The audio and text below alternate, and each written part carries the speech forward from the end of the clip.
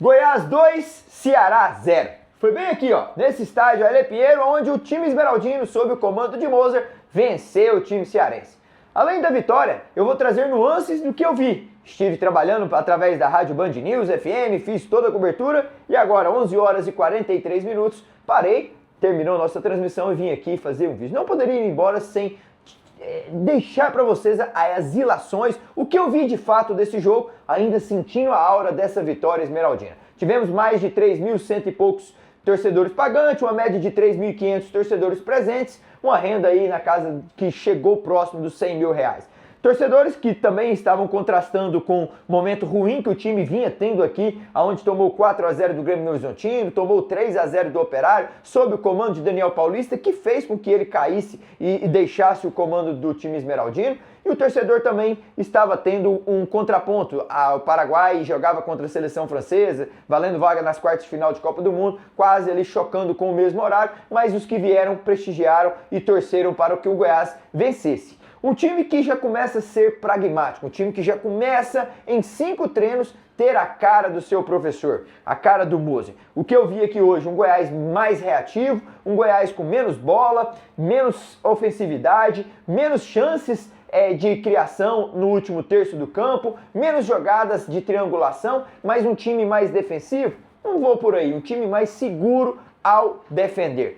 Onde eu vi essa segurança? Principalmente quando o Goiás atacava o time cearense e perdia a posse de bola. Sempre o Moser falava, abafa, abafa, para matar a jogada. O time picotava a jogada, matava ali no último terço do campo e baixava suas linhas, onde o Ceará tinha que de fato começar a sua construção novamente. E foi assim que o Goiás conseguiu picotar o sistema ofensivo do Ceará, que pouco ou quase nunca teve transições ofensivas com 1, 2, 3 toque a bola já no último terço, e o Goiás foi efetivo, o Goiás foi seguro no seu sistema defensivo. E confesso que esse jogo eu vi um Goiás mais letal. Ele chegou 2 vezes no primeiro tempo, uma após um cruzamento, um passe certeiro de Lucas Lima nos pés de Cadu Souza, que em um gesto bonito de vôlei fez o primeiro gol do jogo, e depois uma finalização do próprio Cadu Souza por cima do gol. Que por sinal o Cadu Souza para mim foi eleito um melhor em campo. Eu dei o meu voto a esse jogador que correu todo o corredor, jogou 90 minutos, assistiu os seus companheiros quando precisou, ajudou o Djalma e depois o Nicolas no último terço, ajudando na marcação, deu profundidade, foi no 1 para 1, foi premiado com um bonito gol. Então o Cadu Souza para mim teve um índice de assertividade muito alto nesse jogo. E daqui a pouco eu vou te falar do perfume que ainda dá para sentir aqui no estádio Ailê Pinheiro, em Goiânia, do Lucas Lima, que deixou em campo, exalando até agora esse vídeo aqui. Estou sentindo o perfume de um jogador tecnicamente evoluído. E você pode perguntar, e o segundo tempo, Danilo, o Goiás foi melhor? Não, o Goiás foi reativo novamente, deu a bola para o Ceará, que teve realmente mais passes trocados, teve realmente mais posse de bola, mas sempre aquele passe para trás, um passe lateralizado, nunca de fato um passe em profundidade, um passe que conseguisse ter ainda, assustar o goleiro Thiago Rodrigues. Me lembro pouco de falar o nome do Thiago durante a partida, não foi... O Ceará não teve êxito ofensivo, chutou 3 bolas fora do alvo e mais de 14 chutes que teve no segundo tempo. 13 escanteios, um time que tem um volume grande de escanteios sem ganhar nenhuma bola sequer de cabeça quando alçava na área. Um time do Ceará que vive um momento de crise profunda, uma crise que pode ser agravada caso o Botafogo vença o Avaí no término dessa rodada 16, ele pode figurar já na zona de rebaixamento, e eu vejo um Ceará muito pobre ofensivamente, eu vejo um Ceará que com o Mateuzinho, o Wendel, um time ali que pouco ou nada consegue criar. Então assim, eu vejo que o Ceará precisa se reforçar e muito, que o Daniel Paulista consiga criar de fato esse algo novo, esse fato novo mesmo, para que o time cearense deixe essa zona incômoda que é a parte de baixo da tabela. Nos últimos 7 jogos, o Ceará tem 1 vitória, 1 empate e 5 derrotas, e contrasta muito com o seu rival que está brigando pelo G1 e G2, está bem distante do Ceará, que tem 17 pontos e pode chegar aí somente a 25 pontos, 26, caso consiga bater todos os seus adversários. Tem o Atlético em casa, um adversário que é complicado quando visita, e depois o América Mineiro lá no Estádio Independência encerra o primeiro turno com o CRB de Alagoas dentro do Estádio Castelão em Fortaleza. Já o Goiás tem nos seus próximos calendários o CRB de Alagoas em Maceió, visita a Ponte Preta e recebe o Sport de Recife em Goiânia. Então o Goiás tem desses 3 jogos, para mim, a acessibilidade clara de vencer um CRB que é difícil jogar em Maceió, mas que está sem comandante na altura desse vídeo. Eduardo Barroca foi demitido lá do Londrina, depois da derrota pesada que sofreu por Londrina. Já o marroquino, presidente do CRB, já demitiu logo ali, para não ter margem de conversa. Eu vou pensar não, já agiu no calor, na emoção, porque o time dele tomou 5 gols de um Londrina que vem reagindo nos últimos 4 jogos, são 3 vitórias e um empate, 10 de 12 pontos, cuidado com esse Londrina.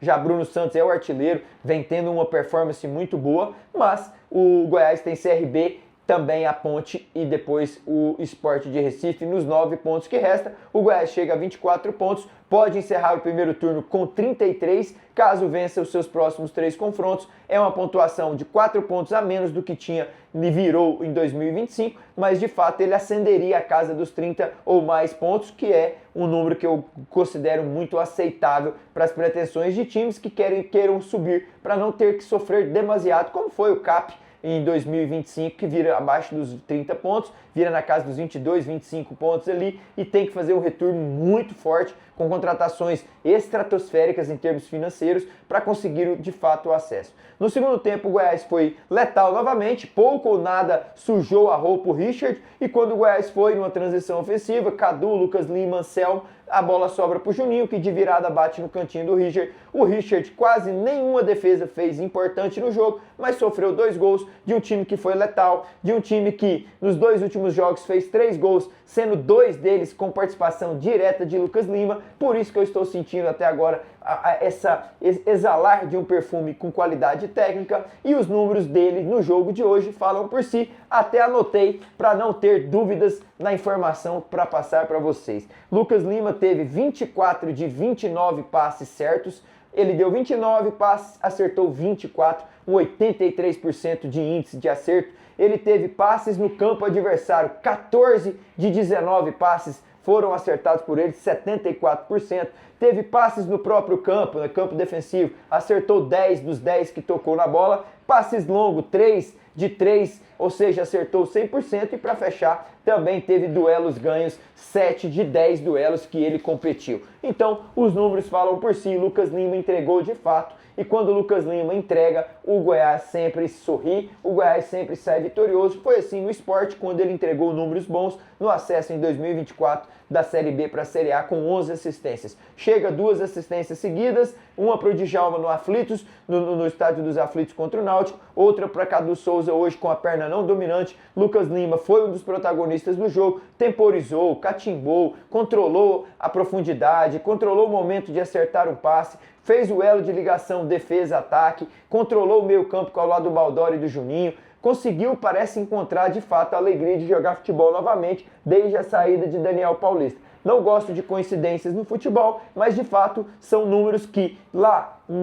contra o Náutico e também contra a equipe do Ceará, ele entregou bons números depois da saída de Daniel. Será que o Daniel estava travando o rendimento de Lucas Lima? Estava pedindo para ele fazer certas coisas que não era do costumeiro da sua forma de jogar? Pois bem, o que importa é que ele está conseguindo voltar a ser o Lucas Lima, consigo ver um sorriso já no rosto dele novamente, dentro da partida, conseguindo comunicar com os jogadores, e teve o elogio do Moser no pós-jogo também, ao dizer que tem que potencializar a qualidade técnica de Lucas Lima, que ele tecnicamente é acima dos demais, tecnicamente é evoluído e por isso já recebe os carinhos e uma palavra de apreciação do jogo que ele teve hoje aqui do seu comandante. Jogou os 90 minutos, manteve um ritmo do início ao fim, conseguindo controlar a sua velocidade, conseguindo dar profundidade, conseguindo ser um Lucas que a torcida e o torcedor deseja, e também o Moser. Goiás 2, Ceará 0, o Daniel vai ter mais trabalho do que o Moser chegou, ganhou, tá tudo certo, tudo resolvido não, mas o Goiás vai sendo reforçado aos poucos, com o GG já voltando,